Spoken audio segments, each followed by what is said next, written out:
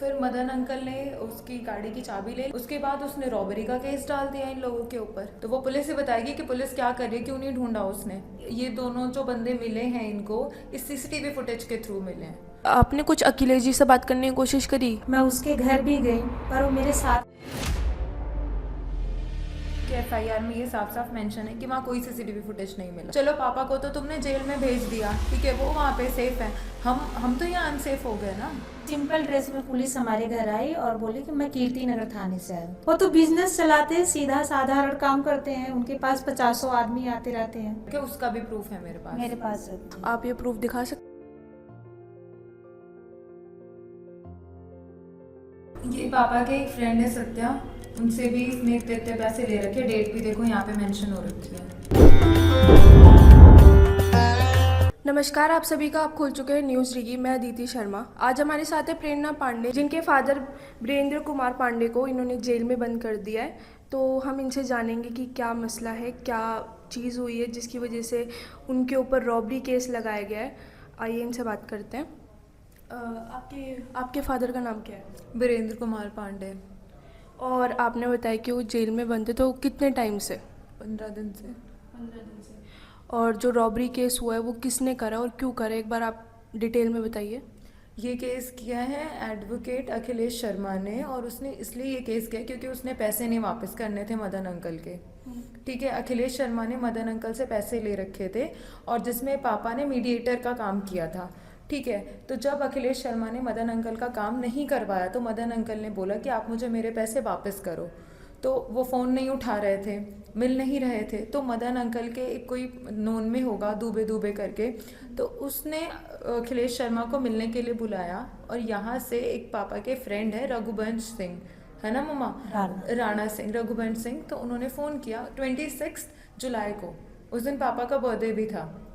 पापा घर पे ही थे, तो उन्होंने कॉल किया कि आओ चलो उस एडवोकेट से मिलने के लिए चलना है। नहीं पांडे जी कहाँ? नहीं, उन्होंने पांडे जी कहाँ हो, कहीं चलना है।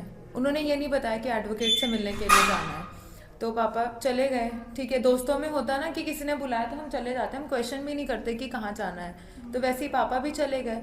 तो पापा वहाँ पे गए तो वहाँ पे पापा ने देखा मदन अंकल भी आए हुए थे, वो एडवोकेट भी था, दुबे भी था, ये सारे थे। और उसके बाद फिर मदन अंकल ने शायद पैसे वैसे मांगे उससे, तो उसने मना कर दिया। मदन अंकल को गुस्सा आया, तो शायद उसने एक बार पहले बोल रखा था कि अगर मैं आपके पैसे नहीं वापस करूँगा तो आप मेरी गाड़ी ले लेना, है मम्मा? हाँ जी, हाँ। तो फिर मदन अंकल ने उसकी गाड़ी की चाबी ले ली। फिर वो फ़ोन करने जा रहा था तो अंकल ने पापा को बोला कि पांडे जी इसका फ़ोन ले लो, फ़ोन कर रहा है ये किसी को। तो पापा ने वो फ़ोन छीन लिया, बस इतना ही हुआ। उसके बाद उसने रॉबरी का केस डाल दिया इन लोगों के ऊपर, जबकि ये तो लेन देन का मामला था ना। और अगर इन लोगों ने गाड़ी ली भी तो गाड़ी लेने के बाद इन्होंने बादली पुलिस स्टेशन के बाहर गाड़ी खड़ी कर दी थी। बस इन्होंने गलती इतनी की कि वो गाड़ी बादली पुलिस स्टेशन के बाहर ना खड़ी करके इन्होंने वो गाड़ी सोनिया विहार पुलिस स्टेशन के बाहर खड़ी करनी चाहिए थी। पर अंकल ने अपने हिसाब से सही किया, क्योंकि बादली पुलिस स्टेशन में अंकल ने ऑलरेडी 1-2 कंप्लेन कर रखी थी अखिलेश शर्मा की। तो उन्हें लगा जहाँ पहले कंप्लेन हो रखी है वहीं गाड़ी ले जाके खड़ा कर देता हूँ। तो ये सीन हुआ था। तो जो अखिलेश शर्मा है उसके पास आपके फादर का भी कुछ लेना देना था? हाँ, पापा ने अपने अकाउंट से अखिलेश शर्मा को ऑलमोस्ट 1 लाख रुपए पे कर रखा है। और वो 1 लाख रुपए किस चीज़ का पे करा था उन्होंने? वही मदन अंकल का लाइसेंस बनवाने के लिए, जिसमें से अखिलेश शर्मा ने 30,000 रुपए वापस करे हैं पापा को। अच्छा, तो मतलब आपके फादर का कोई डायरेक्ट लिंक नहीं था या कोई डायरेक्ट काम नहीं था अखिलेश जी पापा से? का कोई डायरेक्ट काम नहीं था अखिलेश शर्मा से। तो अभी इस फिलहाल में मेन विक्टिम जो है वो मदन जी हैं और आपके फादर हैं। हाँ। और आपने हमें बताया था कि इसमें 3 एक्यूज हैं, बट आपने बोला कि जेल में खाली आपके 2 ही बंदे हैं, तो बाकी एक का क्या हुआ? अब वो पुलिस बताएगी ना कि एक बंदा क्यों नहीं मिला उसको अभी तक। वो पुलिस ही बता सकती है, हम क्या बताएं, क्योंकि मुझे तो पता भी नहीं कि जो पहला है उसमें एक्यूज उसका नाम है विकास दुबे, जिसका नाम शायद विकास दुबे है भी नहीं, कुछ और नाम है उसका। तो वो पुलिस ही बताएगी कि पुलिस क्या कर रही है, क्यों नहीं ढूंढा उसने। असली नाम क्या है उनका? उनका असली नाम शिवनाथ दुबे है या शिव नारायण दुबे। मुझे भी नहीं पता इसके शिवनाथ बारे दुबे, में, शिव नारायण दुबे। क्योंकि वहाँ के लोग बताए कि कोई शिवनाथ दुबे है, कोई बोला विकास दुबे। मुझे भी इसके बारे में कुछ भी नहीं पता है।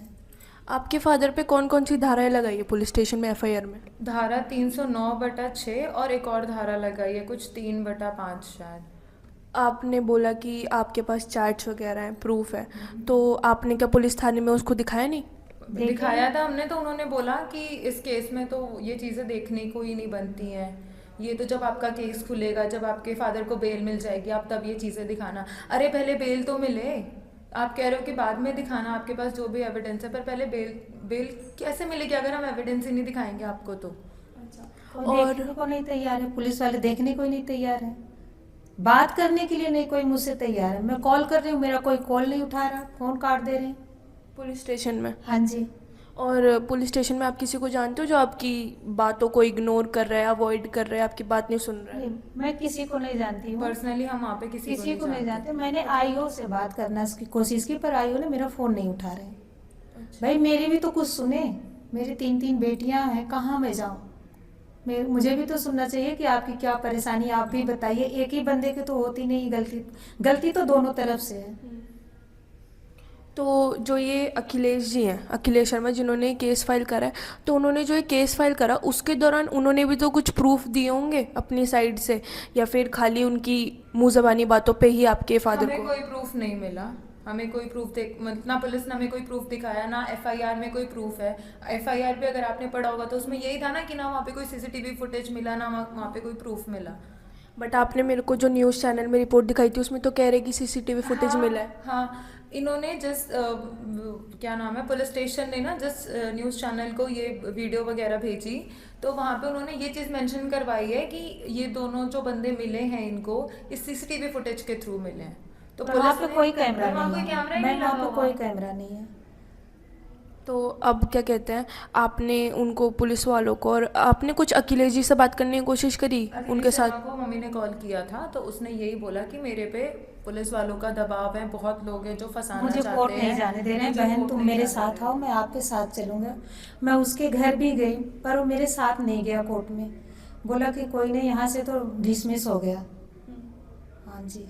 तो आपको लोअर कोर्ट में जब आप गए हियरिंग के लिए, तो आपको कोई सपोर्ट मिला वहाँ से, कुछ बेल वगैरह के लिए? कोई सपोर्ट। कोई सपोर्ट नहीं मिला। तो अभी आपने क्या अप्लाई कर रखा है? अभी हमने सेशन कोर्ट में अप्लाई किया हुआ है पापा की बेल का, पर फिर वही है, दादी एक्सपायर हो गई, तो फिर हमने 4 दिन का पेरोल मिला था पापा को, तो फिर पापा गए पर थे। हमारे में मैम 13वीं होती है, 4 दिन में हम क्या कर सकते हैं? अभी तो हमारी 13वीं नहीं हुई, हम यहाँ दिल्ली में पड़े हुए हैं। अच्छा, ठीक है। तो आप थाने में किसी को जानते हैं जो आपकी बातों को अनदेखा कर रहे हैं किसी भी तरीके से? किसी को नहीं जानते। जैसे आपने हमें बताया था कि वहाँ पे विजेंद्र सिंह नाम के ऐसा ही है, तो वो आपकी बात नहीं सुन रहे हैं? नहीं, उनसे मैंने बात करने की कोशिश की, बोले हमारे हाथ में कुछ है ही नहीं है। फिर मैंने वापस कॉल किया, मेरा फ़ोन ही नहीं उठा रहे। तो आपकी कॉल वॉल से भी कनेक्ट नहीं हो पा रहा उस थाने में? कुछ भी नहीं हो पा रहा मैम। तो आपने बोला था कि किसी न्यूज़ चैनल ने आपकी जो है न्यूज़ वगैरह कवर करी है, तो उसमें उन्होंने क्या क्या कवर करा है, एक बार आप डिटेल में थोड़ा बताइए। पहले तो उन्होंने ये चीज़ गलत डाली कि जो ये दोनों मुजरिम इनको मिले हैं ये सीसीटीवी फुटेज के थ्रू मिले हैं, ये चीज़ उन्होंने गलत मेंशन की वहाँ पे, ठीक है, क्योंकि एफआईआर में ये साफ साफ मेंशन है कि वहाँ कोई सीसीटीवी फुटेज नहीं मिला था पुलिस को, कोई सुराग नहीं मिले पुलिस को, ठीक है। दूसरा, उन्होंने हमारे घर का एड्रेस तक मेंशन कर दिया वहाँ पे। हमारे घर का एड्रेस किसने दिया होगा? उस न्यूज़ चैनल को, पुलिस स्टेशन से मिला होगा ना उनको। तो क्या पुलिस को ऐसा करना चाहिए कि आप किसी के भी घर का एड्रेस दे रहे हो? चलो पापा को तो तुमने जेल में भेज दिया, ठीक है, वो वहाँ पे सेफ है, हम तो यहाँ अनसेफ हो गए ना। तो और क्या कहते हैं, आपको जो गाड़ी और फ़ोन है वो पुलिस वालों को कितने टाइम में बरामद हुए थे?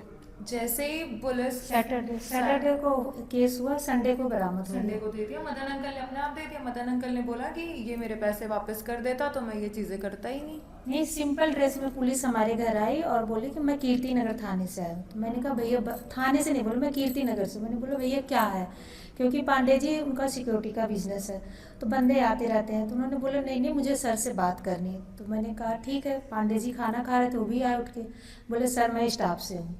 फिर मैंने उनको अंदर बुलाया, पानी पिलाया, बैठाया और बोले कि इनमें सोनिया बिहार से आए हो, आप चलिए। पांडे जी ने बोला ठीक है, उनका जो है गाड़ी और फ़ोन रखा हुआ है, पैसे दे दे वकील साहब और गाड़ी फ़ोन ले जाए, काम नहीं किए तो पैसे दे दे। फिर तुरंत उन्होंने मदन जी को फ़ोन लिया, मदन जी ने भी बात की और फिर दोनों को लेके गए। उसके बाद घर नहीं आने दिए। मुझे कोई जो है नहीं बताया कि क्या यहाँ पे हो रहा। मैं फ़ोन करती गई, मेरा कोई फ़ोन नहीं उठाया वहाँ पे। फिर किसी के फ़ोन से पांडे जी ने 7:30 बजे फ़ोन किया कि मैं सोनिया बिहार थाने में हूँ, फिर माँ बेटी हम दोनों यहाँ से सोनिया विहार थाने में 10:30 बजे रात को पहुँचे उस जंगल में। वहाँ भी मेरी कोई नहीं कुछ सुना। तो आपके पति का कोई पहले कोई रिकॉर्ड रहा है? नहीं जी, कोई रिकॉर्ड नहीं है उनका। वो तो बिजनेस चलाते हैं, सीधा साधारण काम करते हैं। उनके पास 50 आदमी आते रहते हैं। उन्होंने ऐसा कभी कुछ एक भी कंप्लेन नहीं हुई उनके ऊपर। तो अखिलेश जी को कितने टाइम से मदन जी और आपके हस्बैंड जानते हैं? अखिलेश जी को इनका कोई ऐसे सिक्योरिटी का ही काम था, तो उसी मैटर में मिले थे वकील। फिर उन्होंने बोला कि पांडे जी मैं आजमगढ़ से हूँ, पिपरौला से, तो हम भी आजमगढ़ से ही हैं। तो इन्होंने बोला ठीक है भाई, कोई काम होगा तो बताएंगे। तो बोले कि हाँ आप बताना, मैं लाइसेंस वगैरह बनवाता हूँ। तो उनको मदन जी मिले। मदन जी बोले भैया मुझे लाइसेंस की ज़रूरत है। तो उन्होंने अपना बात किया, फिर बात करके पैसे की लेन देन में ये बात हुई। और अखिलेश शर्मा के ऊपर ना पहले भी और 2-3 लोगों ने कंप्लेन कर रखी है कि उसने इनके पैसे ले रखे, उसका भी प्रूफ है मेरे पास। मेरे पास है उनका भी। है, उसका प्रूफ है। हाँ जी। आप ये प्रूफ दिखा सकते हैं? हाँ मैं दिखाती हूँ आपको। दिखाइए। हेलो। आवाज आ रही है बेटा? हाँ जी अंकल, आ रही आवाज। कह रहा हूँ उनका नरेंद्र उपाध्याय का नंबर भेज दोगे मुझे? अंकल मेरे पास नहीं है उपाध्याय अंकल का नंबर। ये आपकी मम्मी के पास तो होगा।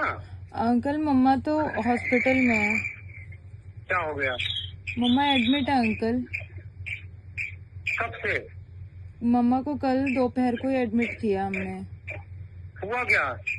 बीपी लो हो गई थी बहुत ज्यादा। कौन से हॉस्पिटल में है? आचार्य भिक्षु। और पापा तो आ गए थे, पापा कहाँ हैं? पापा तो अंकल आपको पता ही है कहाँ पर है। नहीं, मुझे नहीं पता ना, इसलिए तो मैं पूछ रहा हूँ।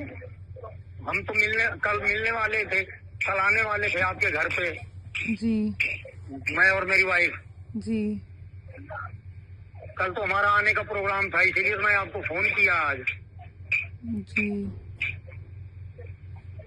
तो मम्मा कब तक आ जाएंगी, कुछ है आइडिया? अंकल आज तो संडे, आज तो करेंगे ना डिस्चार्ज मम्मी को। हाँ हाँ, करेंगे तो कल ही करेंगे। कल ही करेंगे। जी तो आप मुझे फोन कर देना, आना है मुझे।